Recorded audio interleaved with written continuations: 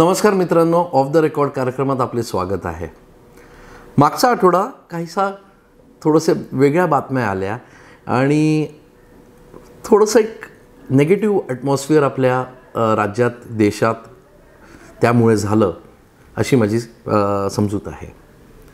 रणवीर अलाहाबादिया, समय रायना आणि ऋषिराज तानाजी सावंत ह्या तिघा मुलांमुळे आपण कुठे चाललो आहोत, महाराष्ट्र कुठे चालला आहे किंवा भारत कुठे चालला आहे याचं नेमकं मला काही आता चित्र दिसत नाही आहे. मला पॉझिटिव्ह चित्र दिसत नाही आहे. दोन पोरं कॉमेडीच्या नावाखालती काय बोललेत हे जर तुम्हाला म्हणजे तुम्ही बघितलं नसेल तर गुगल कराल, यूट्यूबवर तुम्हाला लक्षात येईल. ते काहीतरी म्हणाले, आईवडिलांच्या जेव्हा ते वेन दे आर काही एका विशिष्ट याच्यात असतात, स्थितीमध्ये असतात, त्यात जर तू बोर झाला तर तू म्हणजे मुलाला म्हणतात ते तू जाऊन तिथे जॉईन व्हायचं.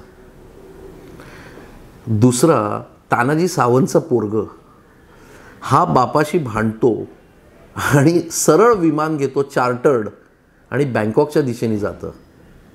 काय चाललंय काय हे? पुढच्या पिढीत आपण कुठे आहोत हे आता गव्हर्नमेंटनी नाही, आईवडिलांनी स्वतः आता तपासून बघितलं पाहिजे आपण कशा मुलांना जन्म घातलेला आहे. आणि याचं तुम्हाला मूळ कारण सांगू का? याचं मूळ कारण आहे, तुम्ही लोकांनी आपल्या मुलांना नाही म्हणायला शिकलेच नाही. तुम्ही आईवडील. येस, काय असतं आजकाल आपण सगळ्यांकडे साधारणतः 2000 नंतर प्रत्येक कुटुंबाकडे ना थोडे थोडे पैसे जमायला सुरुवात झाली. तर श्रीमंती आली. आपल्याला जे काही मिळालं नाही लहानपणी, आपण जेव्हा 5 वर्ष 6 वर्षाचे होतो ते 18व्या वर्ष, ते आपण आता ह्या सगळ्या गोष्टी आपल्या पोरांना द्यायला, अरे ही मला नव्हती मिळेल, ही मी दिलीच पाहिजे. 5 वर्षाचा पोरग ब्रँडेड 10,000 रुपयाचं बूट घालतं. हे आपल्या मराठी लोकांमध्ये तर क्वचित असेल, पण आपल्या मुंबईत राहणारे अत्यंत श्रीमंत जे जुहू बांद्रामधले पेस्त्री लोक आहेत त्यांच्या घरात तर हमखास बघायला मिळतं 10,000चा बूट. मग त्यांना शाळेत शिक्षण करायचं तर एवढा खर्च. अरे मग त्यांनी गाडीतच गेले पाहिजे. अरे मग त्यांना नाक पुसायला पण नोकर आणि त्यांची शी धुवायला पण नोकर लागतो. काय? कारण इकडे आई बाप आणि सगळे आपले मस्त ते जे पैसे आलेले आहेत ते श्रीमंतीचा उपभोग घेत असतात. वाईट काहीच नाही. आता समजा मला आणि माझ्या बायकोला समजा इटालियन खायला जायचं, कुठेतरी पिझ्झा खायला जायचं आहे. तुम्हाला माहिती आहे चूक कुठे होते? आपण आपल्या मुलांना विचारतो, अरे बेटा, आणि तो मुलगा आहे 10 वर्षाचा, आज आम्ही ना पिझ्झा खायला जाणार आहे. मुलगा म्हणतो नाही आज मला चायनीजच खायचं आहे. तर आईबापांशी तो भांडतो पोरग 10 वर्षाचा, आणि तो आईबापाची इच्छेविरुद्ध चायनीजला आईबापांना जावं लागतं. No problem. एखाद वेळा आपण असं जर केलं तर, आज मी आणि तुम्ही पण लहान होतो, आपल्या आईवडिलांनी सांगायचे, आपल्याला ऑर्डर द्यायचे, आज दादरला जायचं आहे गणपतीची शॉपिंग करायला. किती इम्पॉर्टंट खेळणं असो, मॅच असो, आपण झक मारून जायचो आपल्या आईवडिलांबरोबर. अरे नाही बाबा, आईबाबांना कोण नाही म्हणेल, कारण त्यावेळा सुतायचे आपल्याला. मी हे नाही म्हणत मारणं योग्य आहे, पण मी हे म्हणतो कुठे ना कुठे डिसिप्लिन करणं तर गरज नाही. तर तुमचे पोरं हे रणवीर अलाहाबादिया, समय रायना किंवा हा तानाजी सावंतचं पोरग. अरे तानाजी सावंत एकटा काय झाला? सगळ्याच पॉलिटिशियनचे पोरं असे दर विकेंडला परदेशात जातात. मी तुम्हाला यादी देऊ शकतो. किती पॉलिटिशियनचे पोरं ज्यांच्याकडे अमाप म्हणजे त्यांनी घाणेरड्या रीतीने पैसे कमवले आपल्या आयुष्यभर, त्यांचे पोरं सगळे एकतर ड्रगमध्ये व्यसनी आहेत. अगदी मी तुम्हाला अगदी कन्फर्म सांगतो, 100 पॉलिटिशियन्स 100पैकी 95 पॉलिटिशियनचे पोरं हे वाया गेलेले आहेत. मी तुम्हाला अगदी जबाबदारीने सांगतो, मी राजकीय पत्रकार आहे. त्यांचे काही ना काही कुठे लफडे सुरू आहेत, कुठे ड्रग घेतात, कुठे दारूस पिऊन बसलेले असतात, कुठे त्यांचं बायकोशीच जमत नाही, कुठे ते बायकांवरच हात टाकतात. यंग पोरं, तुम्हाला मजा बघायची, सरळ तुम्ही त्या मुंबईच्या नाईट लाईफमध्ये, मुंबई किंवा पुणे यांच्या नाईट क्लब्समध्ये जाऊन बघत जा काय सुरू आहे. कारण आईबापांनी एवढा असा त्या पॉलिटिशियन्सच्या पोरा एवढे पैसे, आणि मी पॉलिटिशियन्सच फक्त वाईट पैसा कमवतो असं नाही, कॉर्पोरेटमध्ये पण कमवतात. का? लोक बँकेंना बेवकूफ बनवून आणतातच ना पैसे, कर्ज घेतात आणि कर्जच भरत नाही. किती लोक मी ओळखतो, काहीच ते बेवकूफ बनवून टाकतात. बँक त्यांना ते काय करते, NCLTमध्ये टाकते आणि त्यांना हे करून टाकते. ठीक आहे बाबा, 1 टाईम सेटलमेंट करा आणि एवढे पैसे आणून द्या, संपला विषय. 100 कोटीचं 1 टाईम सेटलमेंट असं 10 कोटी 20 कोटी ते तर द्यायला, त्या 70-80 कोटी तर आले ना. तर त्या पैशांचं करायचं काय? तुम्ही तर लहान होऊ शकत नाही, तुम्ही तर परत लग्न करू शकत नाही, तुम्ही तर परत बँकॉकला जाऊ शकत नाही मजा करायला, कारण तुमचं वय झालेलं असतं, तुम्हाला शुगर लागलेली असते. ते सगळं कारण चुकीचा मार्गाने पैसे कमवायला पण स्ट्रेस असतो. तर करणार काय? मग आपल्या पोरापोरींना बिघडवा म्हणजे त्यांना नाही नका म्हणू, बिघडवत नाही. कोणताही आईबाप आपल्या पोराला जा बेटा सिगरेट पिऊन, जा बेटा दारू पिऊन असं सांगत नाही. तो बाप म्हणतो नाही म्हणतच नाही. अगं जाऊ दे ना, कशाला नाही म्हणतेस, एन्जॉय करू दे त्यांना. त्या एन्जॉयमेंटच्या खाली पोरं काय करतात हे तुम्ही लक्ष देणं फार गरजेचं आहे. आणि तुम्ही त्या वयापासून नाही म्हणत नाही, त्यांना थांबवत नाही, मग हे पोरं असे वात्रट निघतात मोठे होऊन. कोणी तर काय रेपच करतो, कोणी काय मुलींना म्हणजे असं ऑब्जेक्ट म्हणूनच वापरतो, कोणी त्या ड्रगच घेत बसतो, कोणी असे फालतू कमेंट्स म्हणतो कॉमेडीच्या नावाखालती, कोणी बापाशी भांडून सरळ बँकॉकला निघून जातो. नशीब तो खुश नव्हता, रागवलेला होता म्हणून बँकॉकला गेला. खुश असता तर डायरेक्ट यांनाच भेटायला गेला असता, ट्रम्पला. म्हणजे केवढा पैसा आहे त्या तानाजी सावंत. अत्यंत नीच तरीकेने तानाजी सावंतनी पैसे कमवले महाराष्ट्र राज्यात. आमच्या हात दगडाखालती होते, कारण देवेंद्र फडणवीस तिथे गव्हर्नमेंटमध्ये होते, लिहू शकत नव्हतं. आणि तो काय तानाजी सावंत कोणाला घाबरतात? कोणालाच नाही. ते एकनाथ शिंदेंना काही समजायची नाही. विचारा तुम्ही श्रीकांत शिंदेला, टी व्हीवर त्यांनी कमेंट दिलेलं आहे, एकनाथ शिंदे मी काही CMला वगैरे विचारत नसतो. ऐकलं असेल आपण. बघा तुमच्या घरात काय झालं. आणि पुण्याचा एक मंत्री जो केंद्रात मंत्री आहे तो रेड अलर्ट जाहीर करतो, अशी बातमी आहे माझ्या कानावर. कारण ते विमानात त्यांना ते भारतातच विमान थांबवायचं होतं. तानाजी सावंतसाठी भाजपचा मंत्री रेड अलर्ट जाहीर करतो. बॉस ह्याच्यासाठी मी तर तुम्हालाच दोष देईल, आई वडिलांनाच दोष देईल. अरे योग्य लावा ना, तुम्ही द्या इंडिव्हिज्युअलिटी. मी प्रत्येकच गोष्ट आपण मान्य केली पाहिजे हेही म्हणत नाही मी, पण एखादी गोष्ट तुम्ही 10 वेळा नाही तर म्हणा त्याला किंवा तिला. मग आज मला ना फॉरेनलाच जायचं यावर्षी फिरायला.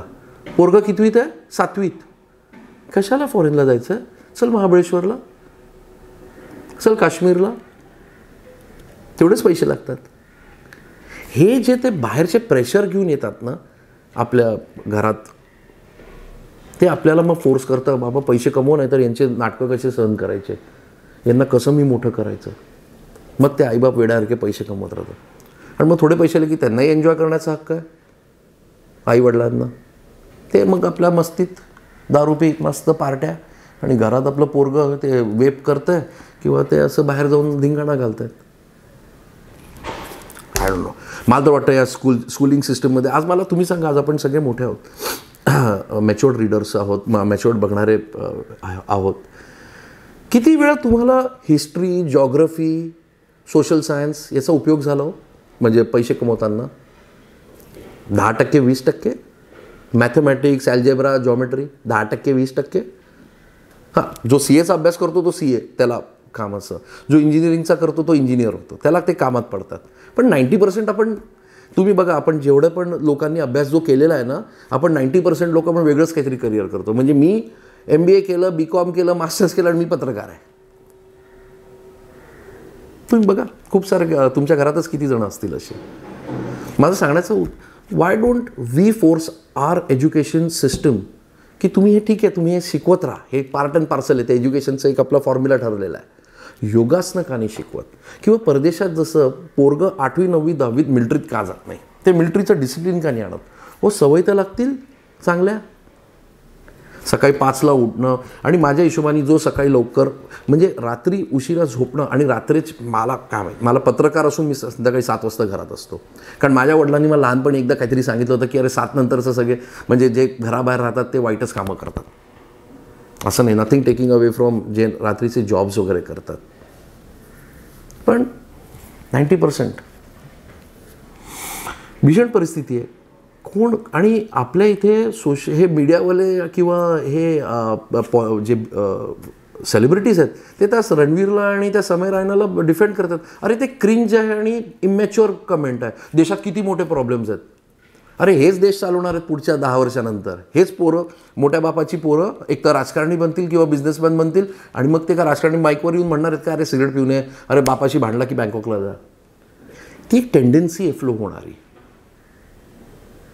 आणि तीच कॅरी फॉरवर्ड होणार आहे पुढच्या जनरेशनमध्ये. म्हणून जे चांगले घरचे पोर आहेत ना, किंवा चांगल्या घरचे जे थोडेसे अक्कलवाले आईबाप आहेत, ते सरळ त्यांच्या पोरांना फॉरेनला पाठवून राहिले आणि भारतात का ठेवत नाही. कारण हे सगळं कल्चर आहे. तुम्ही बघा काय उन्हात टप्पूपणा चालू असतो यंगस्टर्समध्ये. एकदा फक्त सगळ्या पेरेंट्सनी, मी तर रिक्वेस्ट करतो, एकदा नाईट क्लब्समध्ये एक राऊंड मारा फक्त. जस्ट बिकॉज तुमचा पोरगा पोरगी जात नाही ना, तुम्ही दुसऱ्याचे पोरपोरी काय करतात. पुढची जनरेशन आहे बरं, हे जे भारत चालवणार आहेत आपले, यांच्यातलाच एक देवेंद्र फडणवीस असणार आहे, एकच नरेंद्र मोदी असणार आहे, एक राहुल गांधी असणार आहे, एक ठाकरे असणार आहे, एक पवार असणार आहे.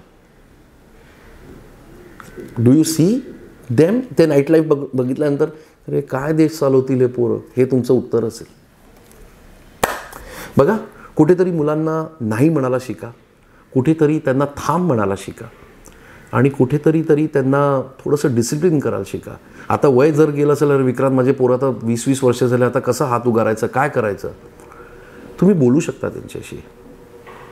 आपल्या पोरांना आपली पासबुक दाखवायची नाही, हे खूप सुंदर वाक्य आहे. हे तुम्ही त्यात आता चूक झालेली आहे, दाखवून दिलेलं आहे सगळं, की माझ्याकडे एवढा पैसा, एवढे हजारो कोटी आहेत, मी काय झक मारून आणलेली आहे. पण बघा, थोडंसं बोलून बघा पोरींशी. इमोशन्स संपलेले आहेत आपल्या पोरांमध्ये. तुम्ही बघा, खरंच इमोशन्स संपलेले आहेत. माझ्या घरात संपलेले आहेत. म्हणजे माझ्या मोठ्या मुलाचं उदाहरण, तो इमोशनलच नाही. मला नेहमी अशी भीती वाटते की अरे नाही बाबा, थोडा इमोशनल राहत जा बरं, तुझा लहान भाऊ आहे, उद्या जर मला काही कमी जास्त झालं तर तुला ती काळजी घ्यायची. हो बाबा मी घेईल, पण ते तात्पुरताच. तो इमोशनल नाही. असे श्रूड नका बनू. या जगात तुम्ही म्हणाल श्रूड असणं चांगलं आहे विक्रांत, आणि तोच सक्सेसफुल होतो. नाही, आज आम्ही सक्सेसफुल झालेलो आहोत. महाराष्ट्राच्या मुख्यमंत्र्यांच्या यादीत फोन बुकमध्ये माझा नंबर आहे, त्यांनी सेव्ह केलेला आहे. सक्सेसच म्हणतो मी याला. लाखो लोक मला बघतात, ओळखतात. श्रूड असणं ठीक आहे, पण काही कामात. आणि बघा कसं तुम्हाला जमतं. मुलींशी बोलून बघा, आणि आपला पोरगा तानाजी सावंतचं पोरगं म्हणजे ऋषिराज तानाजी सावंत होणार नाही याची काळजी घ्या. धन्यवाद.